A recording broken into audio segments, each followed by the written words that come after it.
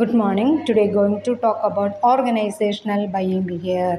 Marketing management എന്ന സബ്ജക്റ്റിലെ 8th യൂണിറ്റിലെ പോർഷനാണ് ഇന്ന് നമ്മൾ ഡിസ്കസ് ചെയ്യുന്നത്.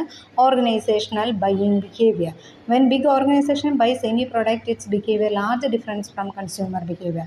കൺസ്യൂമർ ബിഹേവിയറും ഓർഗനൈസേഷൻ്റെ ബൈയിങ് ബിഹേവിയറും തമ്മിൽ ഡിഫറൻസ് ഉണ്ട്. ഓർഗനൈസേഷൻ ബൈയിങ് ബിഹേവിയർ എന്ന് പറഞ്ഞാൽ നമ്മൾ റോ മെറ്റീരിയൽ പർച്ചേസ് ചെയ്യുന്നതാണ് ഓർഗനൈസേഷണൽ ബൈയിങ് ബിഹേവിയർ എന്ന് പറഞ്ഞാൽ. Different decision making process. Formal organization establish need for purchased product service and identity.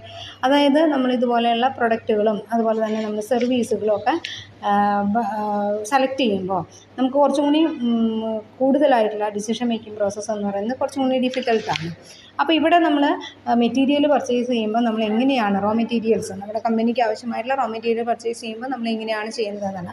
First need റെക്കഗ്നിഷനാണ്. നമുക്ക് എന്താണ് ആവശ്യമുള്ളതെന്നുള്ളത് നമ്മൾ റെക്കഗ്നൈസ് ചെയ്യും. ആ നീഡ് ഡിസ്ക്രൈബ് ചെയ്യും.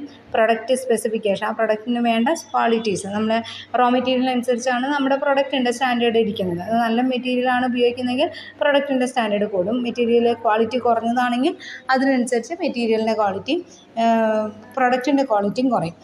Then supplier search, proposal solicitation, supplier selection, order routine specification, performance review. അതായത് നമ്മൾ read recognise ചെയ്ത് അത് ഡിസ്ക്രൈബ് ചെയ്ത് സ്പെസിഫൈ ചെയ്തിട്ടൊക്കെയാണ് സപ്ലയർ സെലക്ട് ചെയ്തിട്ടാണ് നമ്മൾ ഓർഗനൈസേഷൻ ബൈയിങ് നടത്തുന്നത്. ഇനി stages of organization buying. Straight rebuy. ആദ്യത്തെ സ്ട്രെയിറ്റ് റീബൈ ആണ്. അത് നമ്മൾ ഇൻ സപ്ലയേഴ്സും ഉണ്ടായിരിക്കും, ഔട്ട് സപ്ലയേഴ്സും ഉണ്ടായിരിക്കും. ഇൻ സപ്ലയേഴ്സ് എന്ന് പറഞ്ഞാൽ നമ്മുടെ കമ്പനി തന്നെ നമുക്ക് ആവശ്യമുള്ള മെറ്റീരിയൽ പ്രൊഡ്യൂസ് ചെയ്യുന്നതാണ് ഇൻ സപ്ലയേഴ്സ്. അതിലിതുപോലെ സെലക്ട് ചെയ്തിട്ട് നമ്മൾ ഓർഡർ ചെയ്യുമ്പോൾ അനുസരിച്ചാണ് അവർ ആ പ്രൊഡക്റ്റ് പ്രൊഡ്യൂസ് ചെയ്യുന്നത്. ഔട്ട് സപ്ലയേഴ്സ് എന്ന് പറഞ്ഞാൽ പുറത്തുനിന്നുള്ള ആൾക്കാരാണ്. Get the name list and approve the vendors list for the purpose of they have to offer some new or find any issue of dissatisfaction with current suppliers and provide better service. അതായത് വെൻഡേഴ്സിൻ്റെ ഒരു list ഉണ്ടായിരിക്കും. അപ്പോൾ already current suppliers ഉണ്ടെങ്കിൽ അതല്ലാത്ത വേറെ ലിസ്റ്റുകൾ ഉണ്ടായിരിക്കും. അതൊന്ന് നമ്മൾ അവരുമായിട്ട് കോൺടാക്ട് ചെയ്യുമ്പോഴാണ് നമ്മൾ പ്രൊഡക്റ്റ് പർച്ചേസ് ചെയ്യുന്നത്. ഇനി modify rebuy. Modification, specification modify ചെയ്യും. നമ്മുടെ പ്രൊഡക്റ്റിൽ അപ്ഡേഷൻസ് വരുത്തണമെങ്കിൽ നമ്മുടെ മെറ്റീരിയൽ അതുപോലെ തന്നെ ചേഞ്ചസ് വരുത്തേണ്ടതായിട്ടുണ്ട്. അപ്പോൾ മോഡിഫൈ ചെയ്യണമെങ്കിൽ ഇതുപോലെ തന്നെ നമ്മൾ വാങ്ങിയിരുന്ന ആ സപ്ലയേഴ്സിൻ്റെ കയ്യിൽ നിന്ന് നമുക്ക് അവൈലബിൾ അല്ല എന്നുണ്ടെങ്കിൽ നമുക്ക് വേറൊരു വെണ്ടറെ അപ്രോച്ച് ചെയ്യേണ്ടതായിട്ട് വരും. അങ്ങനെ വേറെ വെൻഡേഴ്സിൻ്റെ ലിസ്റ്റ് ഉണ്ടായിരിക്കും. അവരുടെ ടെക്നിക്കൽ കേപ്പബിലിറ്റിയും ഡെലിവറി കേപ്പബിലിറ്റി എപ്പോഴാണ് അവർ പ്രൊവൈഡ് ചെയ്യുന്നത് നോക്കിയിട്ടാണ് നമ്മളത് സെലക്ട് ചെയ്യുന്നത്. ഇനി ന്യൂ ടാസ്ക് ബൈ, അതായത് പുതിയൊരു product, cost of product, consumption value. അതായത് പുതിയ പ്രൊഡക്റ്റ് നമ്മൾ മെറ്റീരിയൽ പർച്ചേസ് ചെയ്യുമ്പോൾ നമ്മൾ കൃത്യമായിട്ടുള്ള അവയർനെസ് വേണം. ഇൻട്രസ്റ്റ് വാല്യുവേറ്റ് അഡോപ്ഷനൊക്കെ ചെയ്തിട്ടാണ് ആ പൊട്ടൻഷ്യൽ സപ്ലയർ എങ്ങനെയാണ് അയാൾ സപ്ലൈ ചെയ്യുന്നത്. മെയിനായിട്ട് നമ്മൾ പറഞ്ഞു അയാളുടെ ഡെലിവറി കേപ്പബിലിറ്റി, ടെക്നിക്കൽ കേപ്പബിലിറ്റി ഒക്കെ നോക്കും.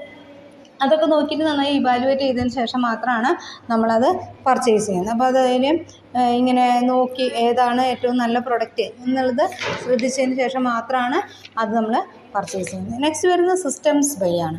സിസ്റ്റംസ് ബൈ എന്ന് പറഞ്ഞാൽ it's a process of organisation single order to single organisation for supplying full system. നമ്മൾ മിക്കപ്പോഴും ഒറ്റ ആളുടെ നിന്നല്ല സപ്ലയേഴ്സ് പ്രൊഡക്റ്റുകൾ മെറ്റീരിയൽസ് പർച്ചേസ് ചെയ്യുക. ഒന്നിലധികം ആൾക്കാർ, ഒരു സിംഗിൾ പാർട്ടി ആയിരിക്കില്ല, കുറച്ച് അധികം ആൾക്കാർ വെൻഡേഴ്സിൽ നിന്ന് നമുക്ക് ആവശ്യമുള്ള മെറ്റീരിയൽ വാങ്ങണം. അപ്പോൾ അങ്ങനെ ഒരാളിൽ നിന്ന് മാത്രം വാങ്ങിക്കഴിഞ്ഞാൽ നമുക്കത് അയാൾ എന്തെങ്കിലും ബുദ്ധിമുട്ട് വന്നു കഴിഞ്ഞാൽ നമുക്കത് മാനേജ് ചെയ്യാൻ ബുദ്ധിമുട്ടാണ്.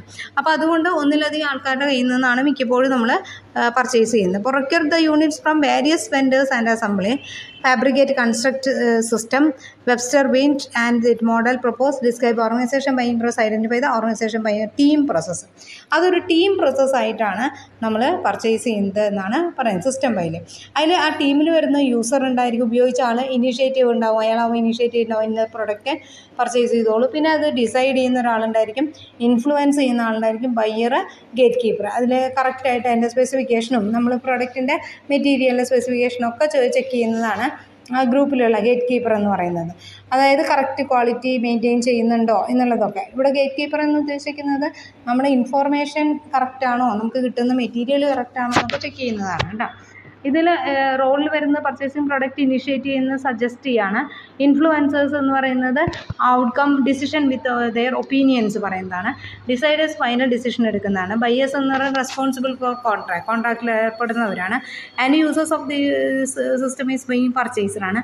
Gate keepers who control the flow of information flow ആണ് ഗേറ്റ് കീപ്പർ മെയിനായിട്ട് ചെയ്യുന്നത്. അയാൾ തന്നിട്ടുള്ള ഇൻഫർമേഷൻസ് കറക്റ്റ് ആണോ എന്നുള്ളതൊക്കെ ചെക്ക് ചെയ്യുക കാര്യങ്ങളൊക്കെയാണ് നമ്മൾ മെയിനായിട്ട് നോക്കുക.